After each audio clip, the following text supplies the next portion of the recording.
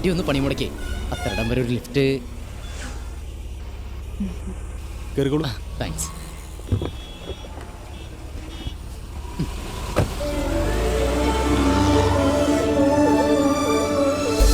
ഈ സിറ്റി സെന്ററിന് അങ്ങടയ്ക്കാം.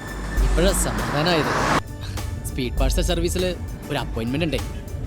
അങ്ങനെയുള്ള ദിവസാ ഇവൻ ഈ പണിമുടക്കം കർത്താലൊക്കെ. ഇന്നല്ല കേട്ടോ, എന്നും ഇങ്ങനെ തന്നെയാ. എങ്ങനെയായിരുന്നു പേര്? രവി. രവി എബ്രഹാം.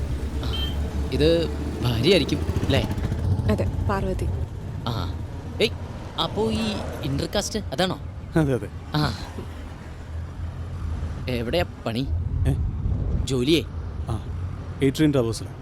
ആ, ഏത് ആ 20 നിലയുള്ള? 21. ആ, അത് തന്നെ. അവിടെ ഞാൻ വന്നിട്ടുണ്ട്. അങ്ങനായിട്ട് വന്നതല്ല, അവിടെ വരെ വരേണ്ട ഒരു കാര്യം ഉണ്ടായിരുന്നു. അപ്പോൾ അവിടെ എത്തിയപ്പോൾ ഒരു ശങ്ക. ഈ രണ്ടിൻ്റെ. അതെ, അവിടെ ആ സമയത്ത് എൻ്റെ ഒരു ചെങ്ങായി ജോലി ഉണ്ടായിരുന്നു 3-ാം നിലയിൽ. Prime focus. ആ പ്രൈം ഫോക്കസ്. അടയ്ക്കാപ്പുത്തൂരുള്ള സന്തോഷേ അവൻ്റെ ഓഫീസിൽ വന്ന് കാര്യം ഭംഗിയായിട്ട് അങ്ങോട്ട് സാധിച്ചു.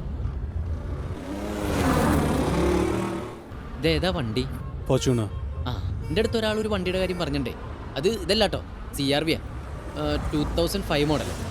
ഒരു 12 ലക്ഷം ഉറുപ്പ്യ അവർ പറയണേ. എൻ്റെ കയ്യിൽ 2005 12 ലക്ഷം തെറ്റില്ലാത്ത വിലയാണ്. ആ, ബാങ്കിൽ ലോണിന് അപ്ലൈ ചെയ്തിട്ടുണ്ട്. കിട്ടിയ നിങ്ങളുടെ വണ്ടി പഴയതാ, 98. ഇവൻ കുറച്ച് നാളായി കുഴപ്പമുണ്ടാക്കാൻ തുടങ്ങിയിട്ടേ. ഞങ്ങൾ 3 നാളാണെന്ന് തോന്നണേ. തമ്മിൽ അങ്ങോട്ട് ചേരണില്ലേ.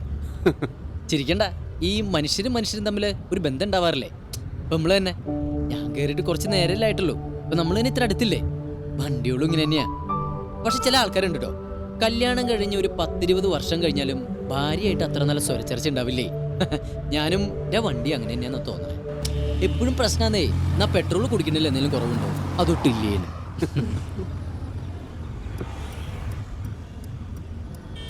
ഏയ്, ഇടത്തേക്കല്ല കേട്ടോ, വലത്തേക്കാ. സിറ്റി സെന്റർ അല്ലേ? ഇങ്ങോട്ടാ? ഏയ് അല്ലാന്നേ, വലത്തേക്കാ. അല്ല മാഷേ, ഇതാ വഴി. ഏയ്, വലത്തേക്ക് തിരിക്കുക. ഇത് തന്നെയാണ് വഴി. എനിക്കറിയില്ലേ. വണ്ടി വലത്തേക്ക് തിരിക്കടാ. എങ്ങനെ? വണ്ടി വലത്തേക്ക് തിരിക്കടാ.